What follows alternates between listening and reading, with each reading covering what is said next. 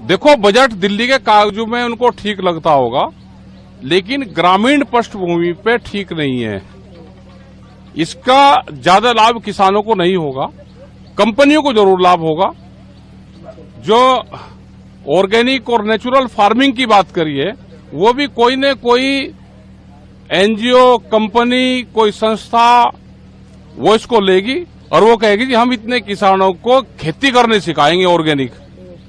यह आएगा, उस पर पैसा चला जाएगा। वो इसका ये देखना कि किस मद में पैसा जाएगा। डायरेक्ट किसानों को लाभ देना है तो उसकी फसलों की कीमतें देनी पड़ेगी, उसके लिए प्रावधान करना पड़ेगा। आप उसको पानी फ्री दे दो तो सीधा लाभ किसानों को मिलेगा।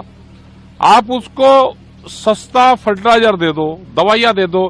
क्या जितने इक्विपमेंट एग्रीकल्चर में लगते हैं उस पर जीएसटी नहीं है? आप उसको फ्री कर दो तो इक्विपमेंट कुछ सस्ते हो जाएंगे। तो ये सारी चीजें हैं। आप सोलार पे दो, आप बिजली पे आप दो। एग्रीकल्चर ग्रामीण, उसमें पूरा जो अगर भूमिहीन किसान है वो भी एग्रीकल्चर में ही आता है। आपने उसके लिए क्या सुविधा करी?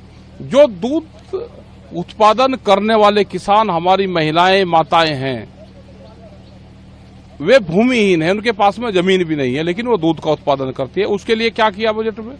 20 रुपए किलो दूध के रेट कम हो गए एक साल में। सबसे ज्यादा हालात तो उनकी खराब है। जो कारखानों में काम करते हैं लेबर, उसका क्या करा आपने? हेल्थ पे क्या किया? ग्रामीण हेल्थ पे कोई योजनाएं हैं? एजुकेशन आप उनको फ्री दे दो, उन पे काम करना चाहिए। एजुकेशन जो दिल्ली की एजुकेशन है, आप वो करो ना गांव में भी। वित्त मंत्री सीतारमण जी कहेंगे नेचुरल फार्मिंग को बढ़ावा दिया जाएगा। ग्राम पंचायत अगर योजना लागू करना चाहेंगे तो बढ़ावा मैं बता दो कि कोई न कोई एनजीओ, कंपनी आएगी, वो पैसे लेगी, वो कहेगी कि मैं नेचुरल फार्मिंग किसानों को सिखाऊंगी। वे 100 किसानों को बुलवाएंगे, उनका बजट लेंगे, उनको बताएंगे कि आप इसमें गोबर की खाद गिरो, ये गिरो, ये तो किसान कर ही रहा। आप उसकी अलग से मार्केटिंग आप अगर दे दोगे, उसकी अलग मार्केट दे दो उसकी, तो किसान तो नेचुरल फार्मिंग कुछ किसान कर रहे हैं। राज्य के साथ साझेदारी करके केंद्र सरकार डिजिटल इंफ्रास्ट्रक्चर बढ़ाने का काम करेगी, जिससे किसानों को। हमने तो कहा कि डिजिटल बढ़ाओ ना, हमें किसानों को डिजिटल कैंपेन से जोड़ दो। हमारा गन्ने का भुगतान, दूसरी भुगतान भी आप डिजिटल से कर दो। कौन सी टेक्नोलॉजी आप डिजिटल से दोगे किसानों को?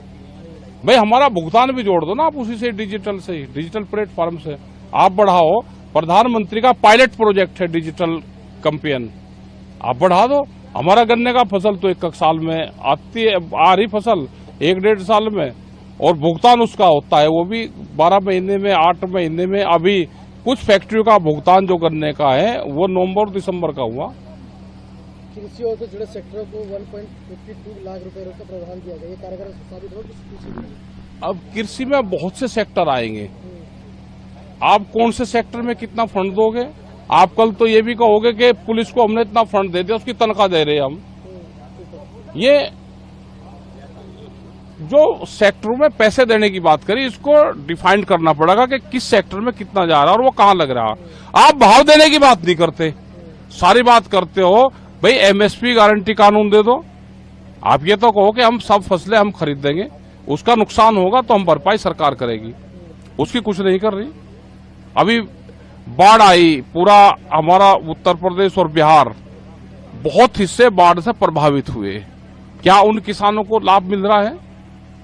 नुकसान की कोई भरपाई हो रही है? वो नहीं हो पा रही है। सरकार 32 फसलों के लिए 109 किस्में की लॉन्च करेगी।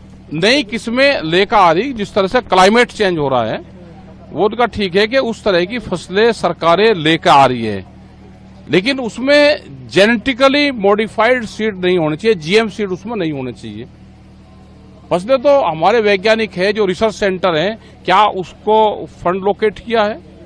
उस पर कितना फंड जाएगा? उसके धीरे धीरे फंड काट रहे हैं ये सारे। क्या बाहर से किस्म लेके यहां पाएंगे? क्या वे हार्मफुल तो नहीं है? क्या वे मानव शरीर के लिए हानिकारक तो नहीं है? तो इन सब चीजों पे ध्यान हमको करना पड़ेगा।